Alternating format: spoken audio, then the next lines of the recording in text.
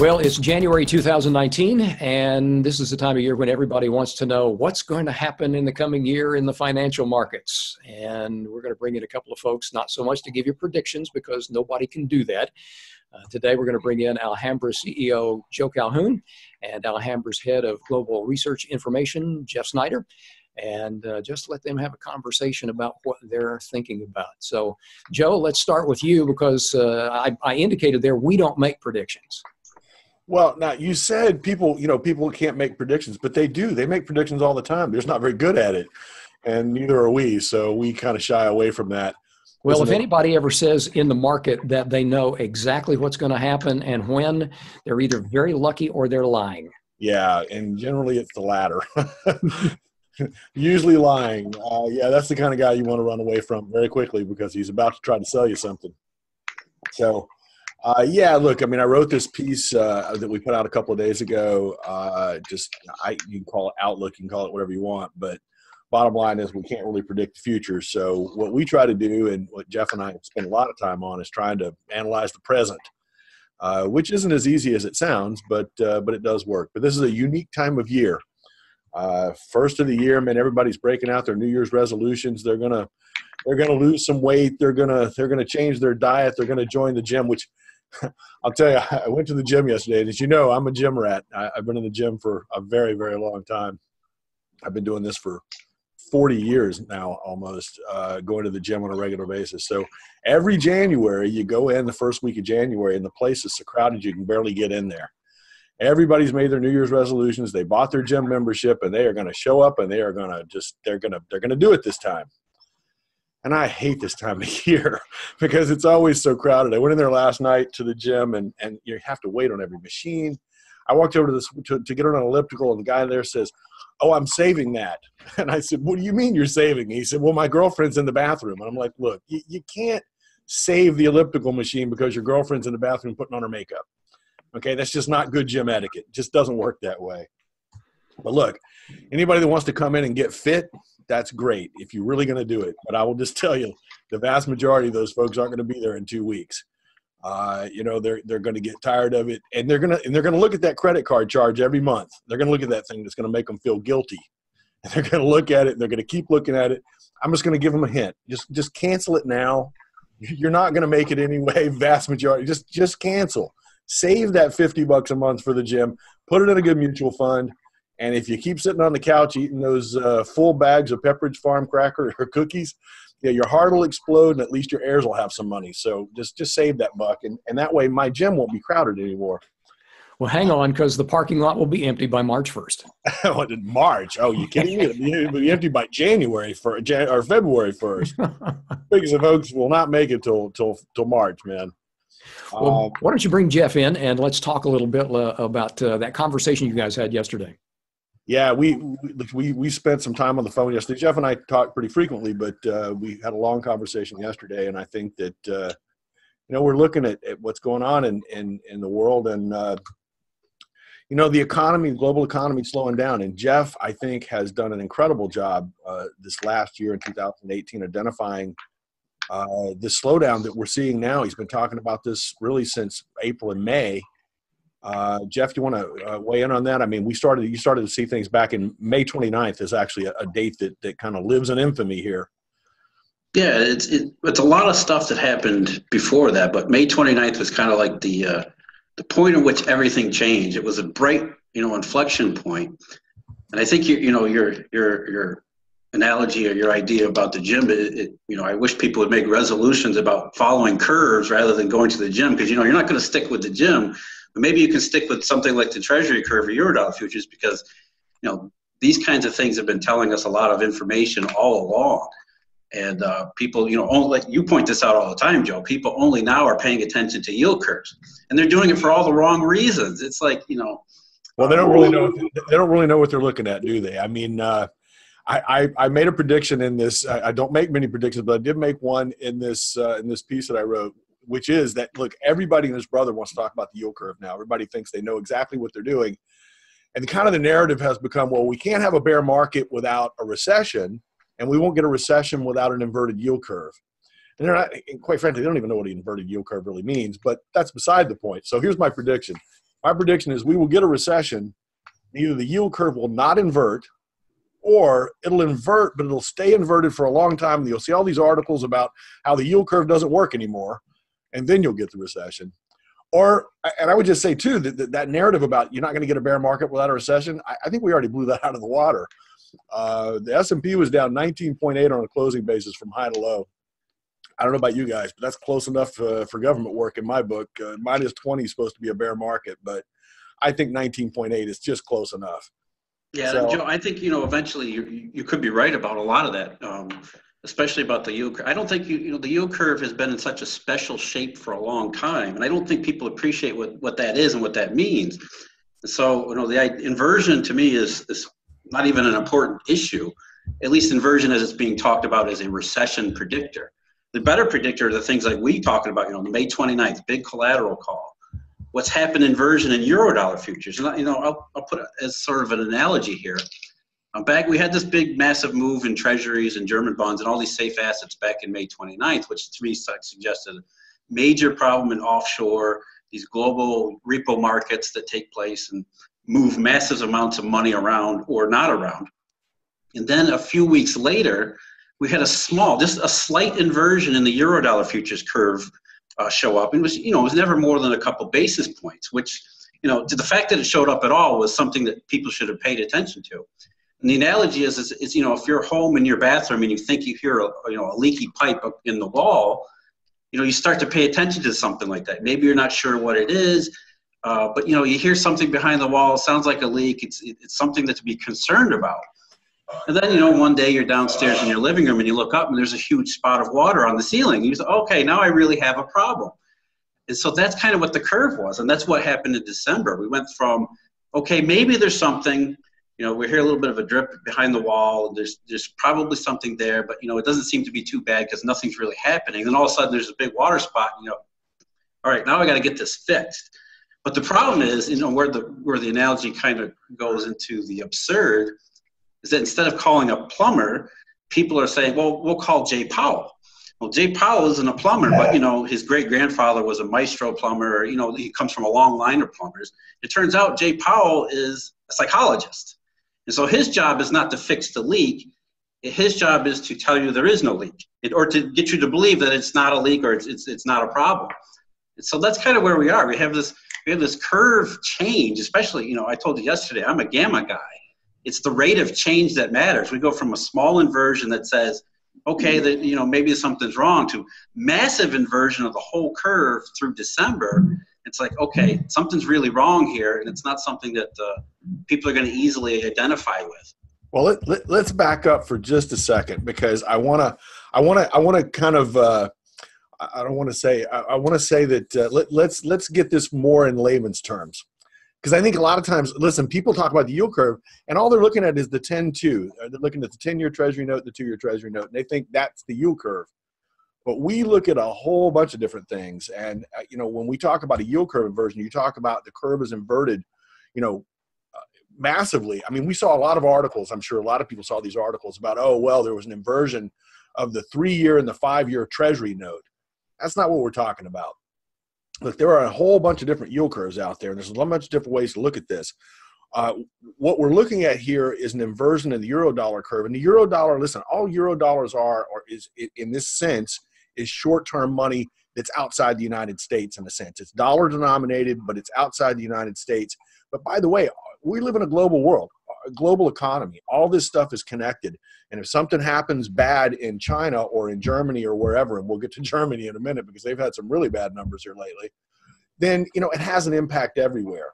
And the fact that we mix in what's going on with all these trade negotiations mixed in with all of that, then it just makes it that much more complicated.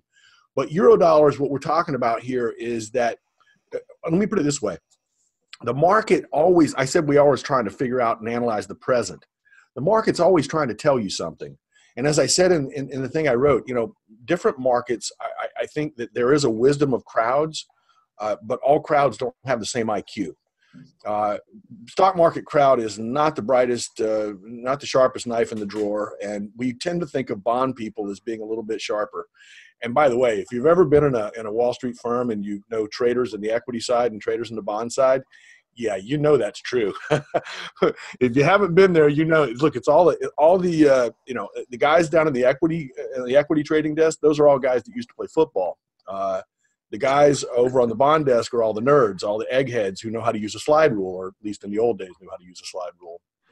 So the market is always trying to tell you something, and some markets are worth listening to more than others. So when we talk about this euro-dollar curve inversion, we're not talking about from one maturity to another. In a sense, what we're talking about here is that the market is saying, because 2020, 21 yield curve, the rate in those years in the futures market are lower than what the current rate is.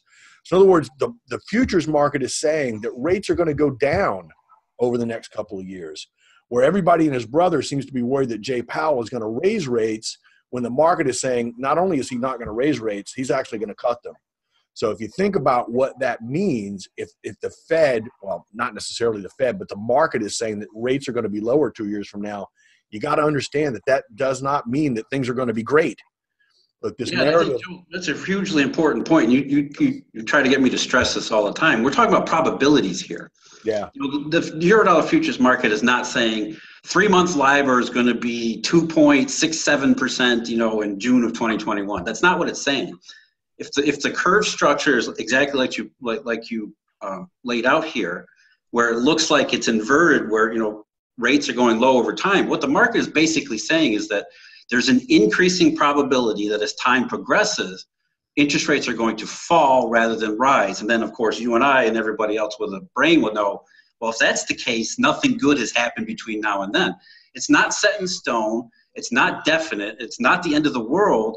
But what it says is that there's a very good, non-trivial, perhaps substantial probability that in the very near future to the intermediate term, things are not going to be very good.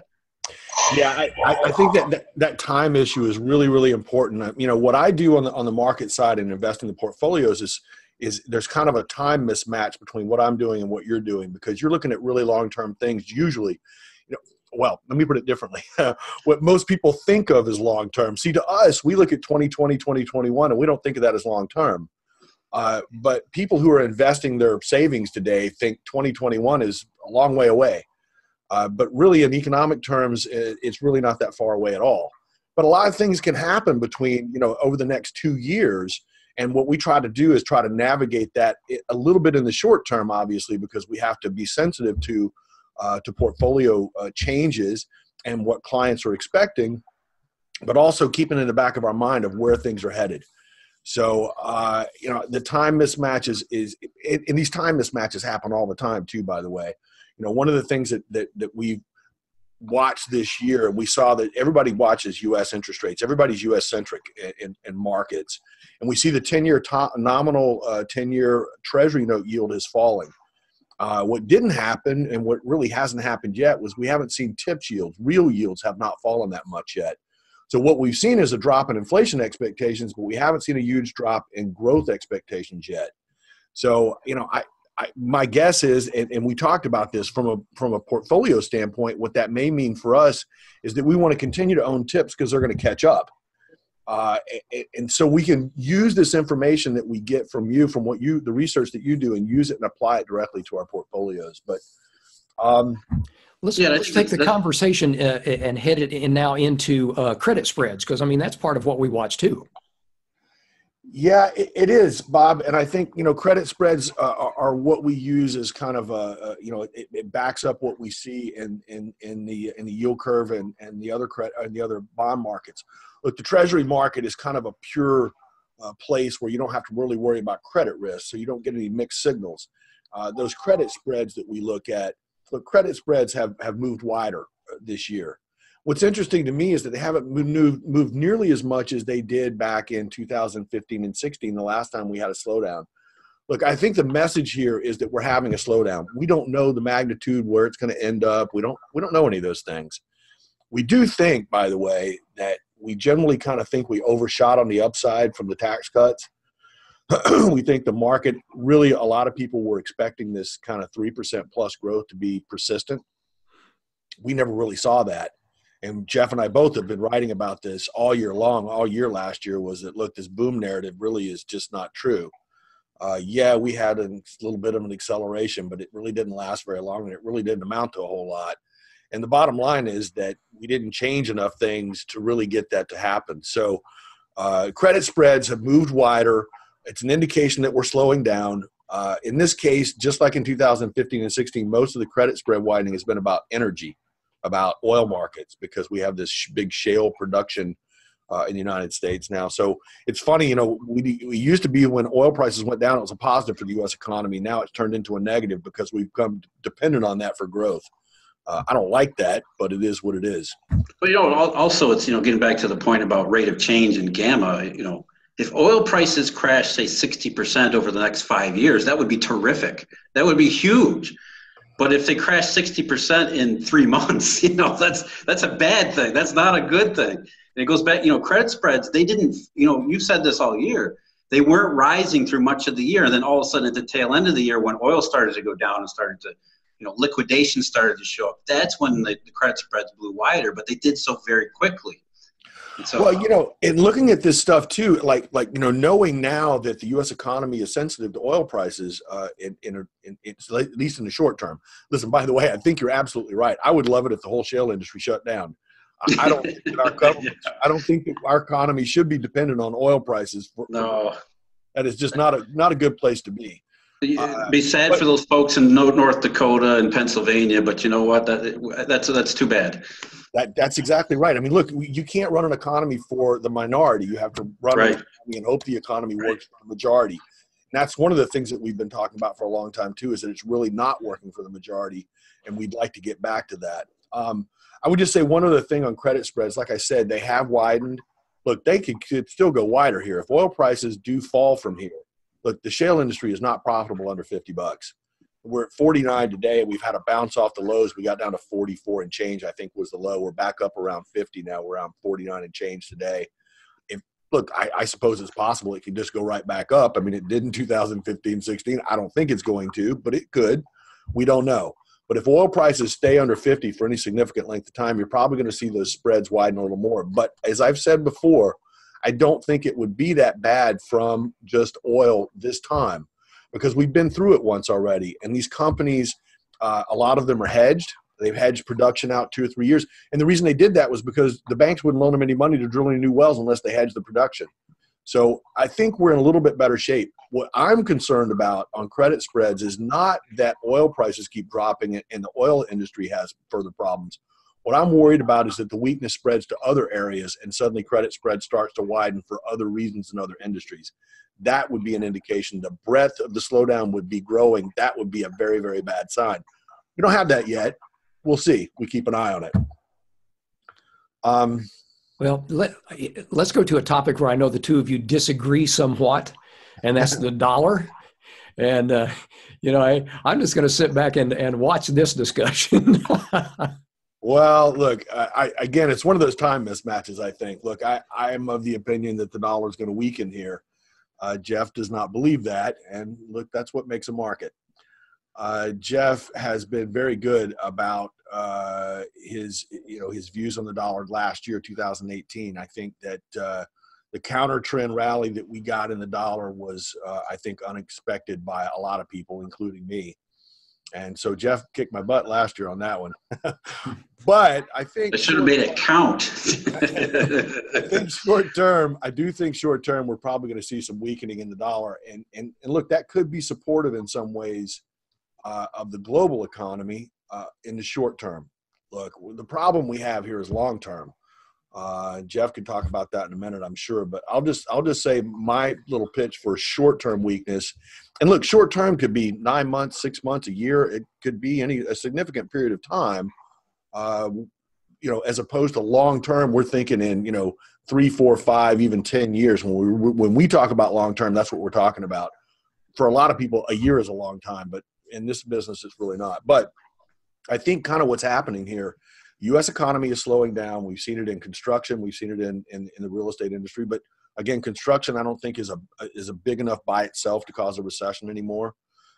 We've seen it in the oil patches, obviously slowing down. We see that in the industrial production numbers, factory orders, that kind of thing, capital goods orders.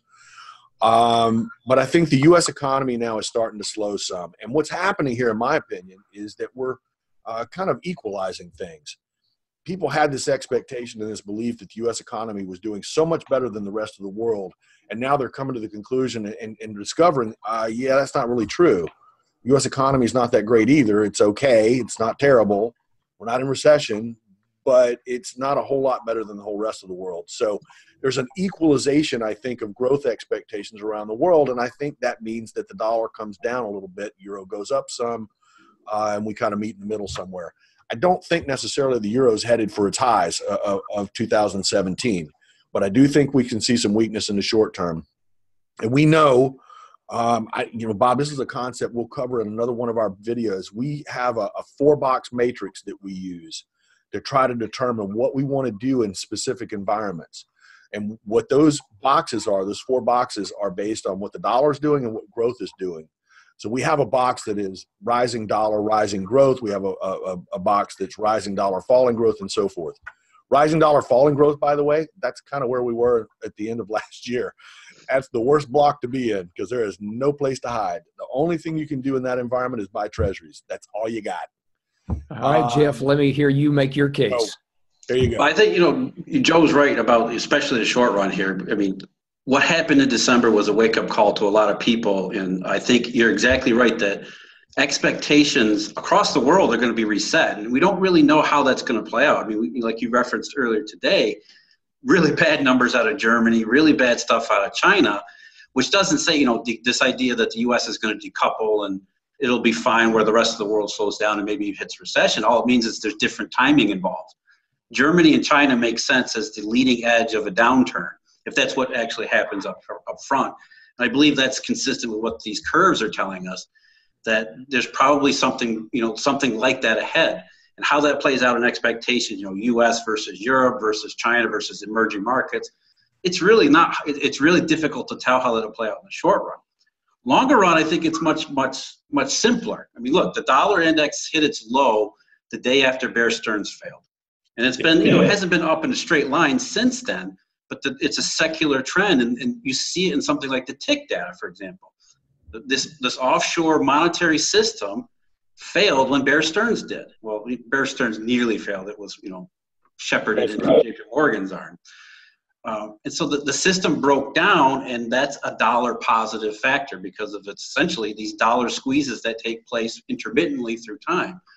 And if we're going through a fourth one, we have all the signs for it. If it walks like a duck and quacks like a duck, it's probably a dollar issue, which to me, I think is, that's positive for the exchange value of the dollar in at least the intermediate term. And, Joe, I don't want to disagree with you in the short run because if you're going to make predictions about, or if you're going to avoid making predictions about anything, it's the short term. You don't make any predictions about the short run because you're almost guaranteed not just to be wrong, but to be spectacularly wrong. Well, that is true. You're absolutely right. Listen, what I look at is momentum. Right. Short-term things. All I can tell you is what the momentum is doing. And momentum is another word for gamma, right? Well, it's exactly. The same principle, right? It's the same principle. Absolutely right. And right now, what we've seen, and we talked about this. I think one of the most interesting things about the fourth quarter was that emerging market currencies really were rising in the fourth quarter. I mean, that's just not what you would expect. The U.S. economy, the U.S. market is having all these problems, these big wild swings. And one of the best performing assets in the fourth quarter was emerging market local currency bonds. It's like, really? How did that happen? Right. I also look at it too, and I look at what the data we see coming out of Germany. We got industrial production numbers today, which were really pretty bad. A couple of days. Yeah, they were recession bad. I mean, yeah, exactly, recession bad. Yeah. Well, put it this way. Listen, I believe it or not. I mean, listen, I follow the stats, through Econo Day and so forth. Like a lot of people, I'm reading the stats, but I also watch the media a lot. And it was very interesting. We actually got there was an article today in Der Spiegel, which says, "Hey, Germany's headed for recession," basically. And that's kind of like recession being on the cover of Time or Newsweek.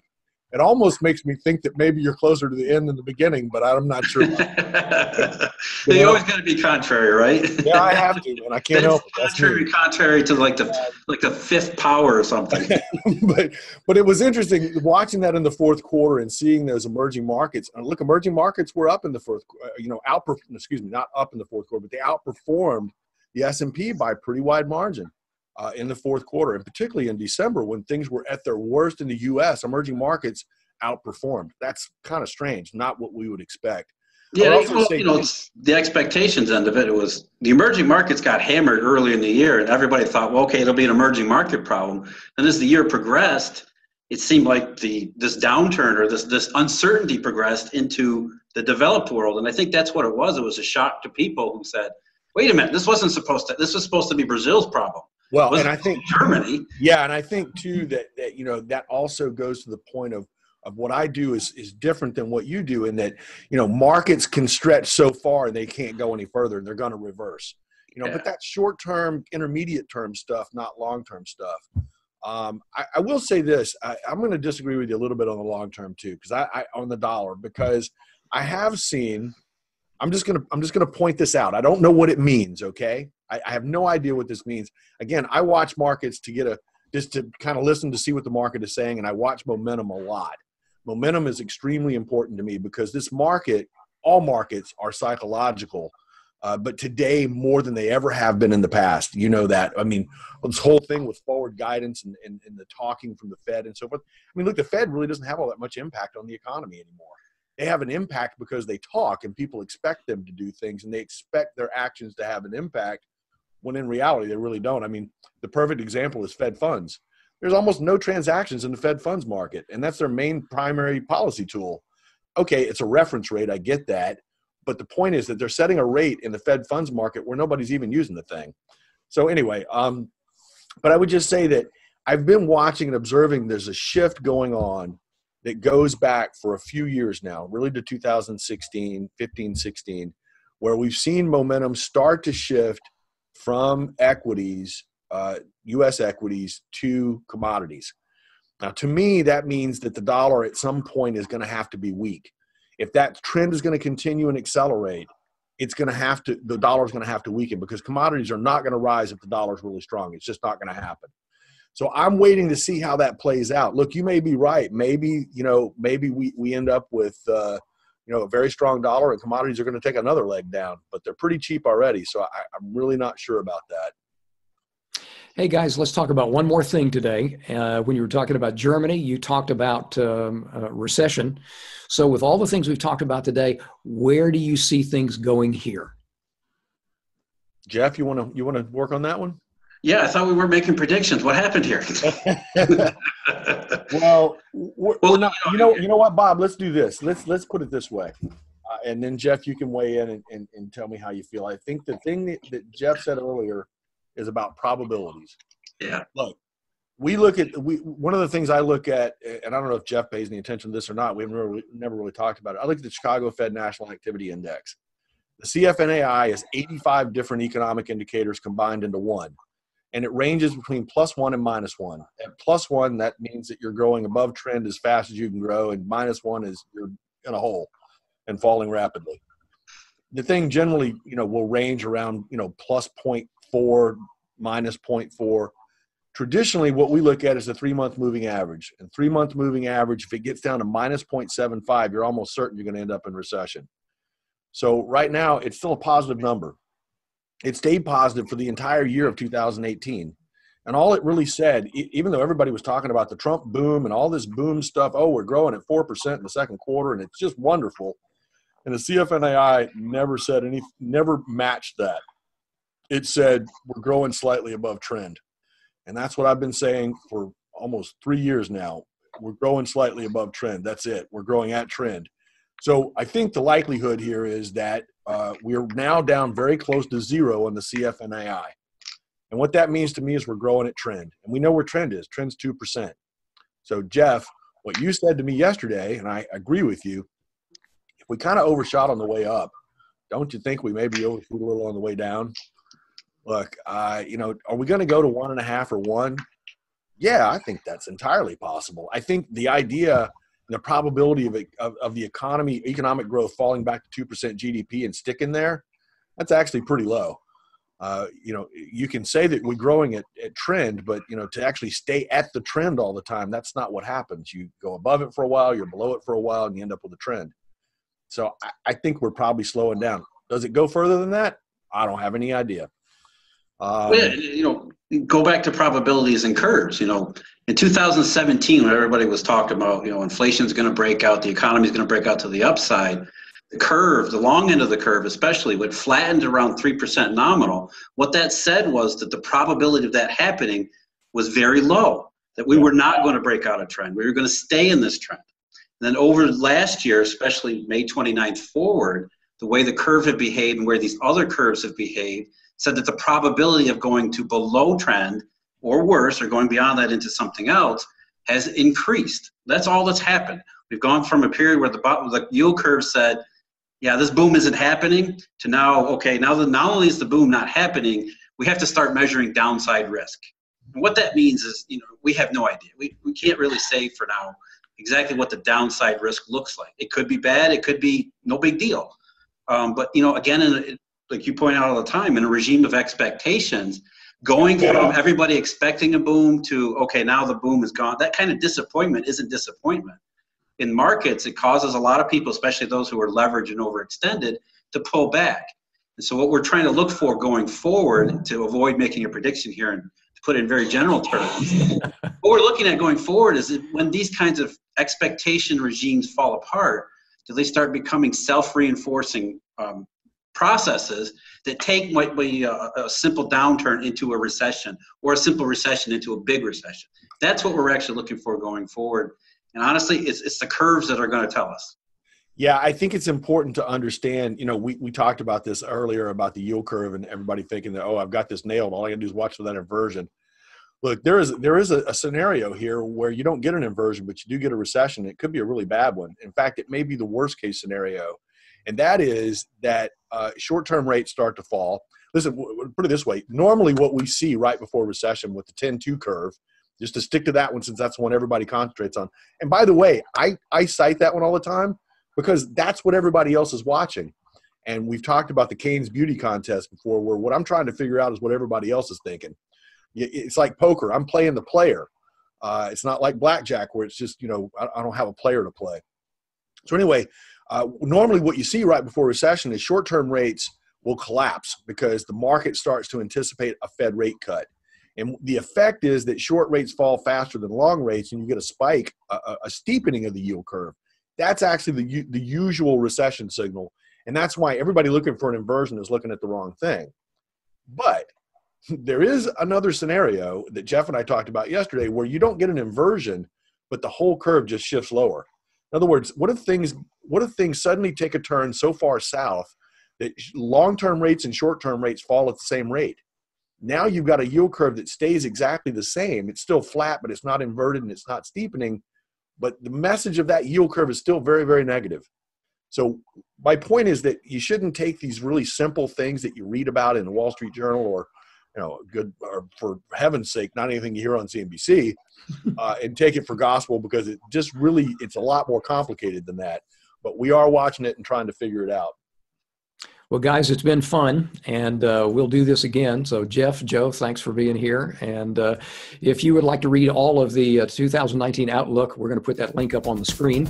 So be sure you subscribe to our channel, and we'll notify you every time we do one of these. There's a lot of information to be had.